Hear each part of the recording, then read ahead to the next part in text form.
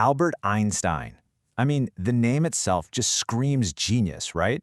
But behind that famous hair and the quirky photos was a real person, a man who didn't just change science, he did it while the world around him was coming apart at the seams. And that story, how he did it, is what we're going to dive into.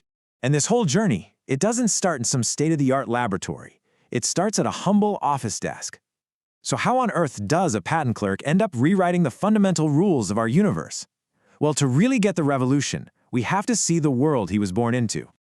Okay, so to really appreciate how huge Einstein's ideas were, you have to picture the world of physics at the turn of the 20th century. Honestly, they thought they had it all pretty much figured out.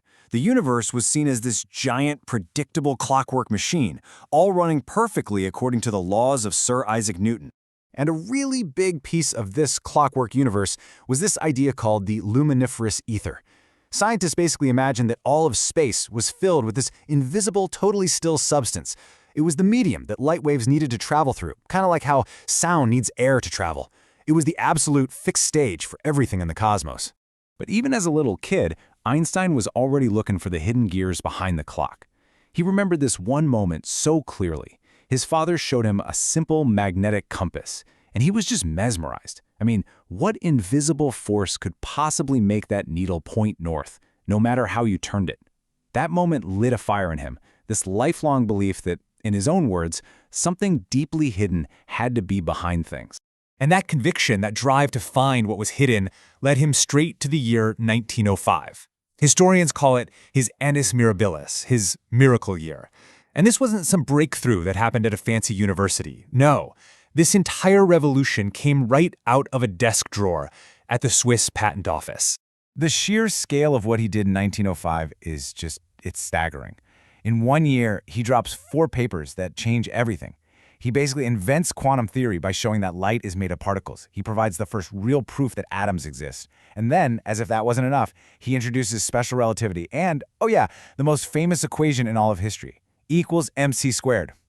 Any one of those papers would have made a scientist's career. Einstein did all 4 in 12 months. Just wow. And what was he doing for a living while he was busy tearing down centuries of physics? He was an assistant examiner.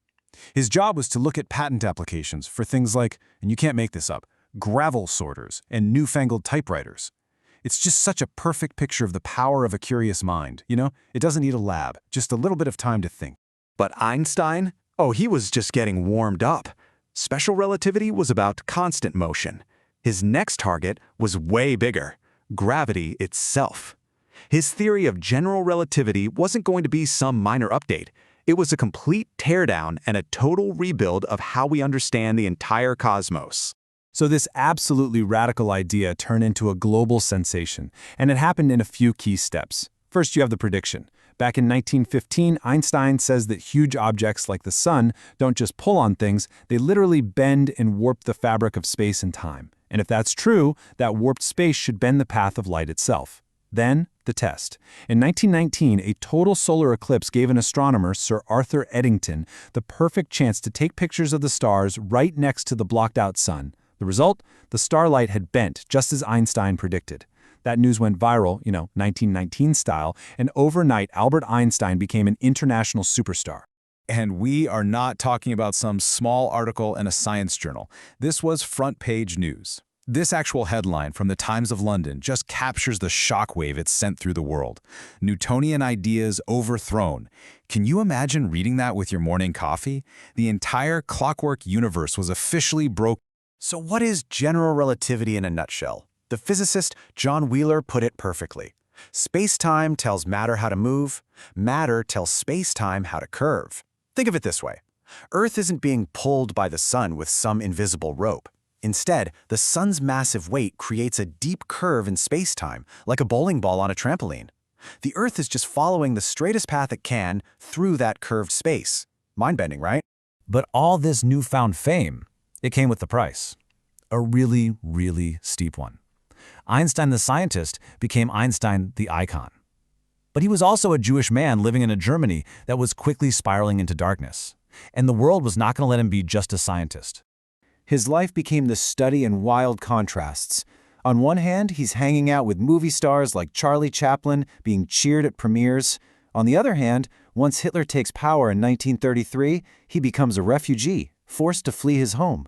His apartment was raided by the Gestapo, his books were burned, and one German magazine actually put a $5,000 bounty on his head with the caption, "Not yet hanged." He was, at the exact same time, the most celebrated and one of the most hated men on earth.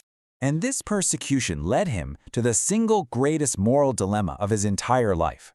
See, Einstein was a lifelong, deeply committed pacifist. He thought war was a disease. But in 1939, he was absolutely terrified by the thought of the Nazis getting their hands on an atomic bomb. So he made a choice.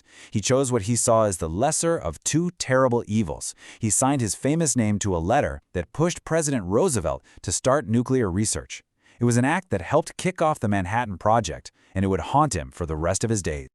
So in his final years, living in America, Einstein really embraced this role as a citizen of the world. But he also became this fascinating paradox, a man who fought for justice, while at the same time struggling to accept the very scientific revolution he helped create. Having seen firsthand what state-sponsored hate looks like, he became an incredibly passionate advocate for civil rights in America. He joined the NAACP, he called racism America's worst disease, he personally paid the college tuition for a black student. For him, the fight against segregation in America was the same fight for human dignity that he had fled from in Europe. And yet, scientifically, the great revolutionary Fermat kind of became a conservative. He could never ever accept the randomness and the deep uncertainty that was at the very heart of quantum mechanics, a field he helped create. He famously argued, God does not play dice. He just couldn't believe that the universe was fundamentally chaotic. He was a revolutionary who couldn't quite stomach the next revolution. But any of his scientific arguments, they were nothing compared to the weight on his conscience. That moral compromise he made back in 1939, it never faded. Late in his life, he told his friend Linus Pauling, "I made one great mistake in my life, when I signed the letter to President Roosevelt recommending that atom bombs be made."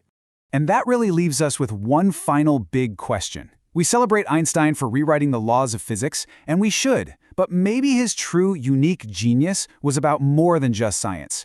Maybe it was about not just having the incredible vision to see the universe in a completely new way, but also having the soul to feel the profound and sometimes crushing human weight of that knowledge.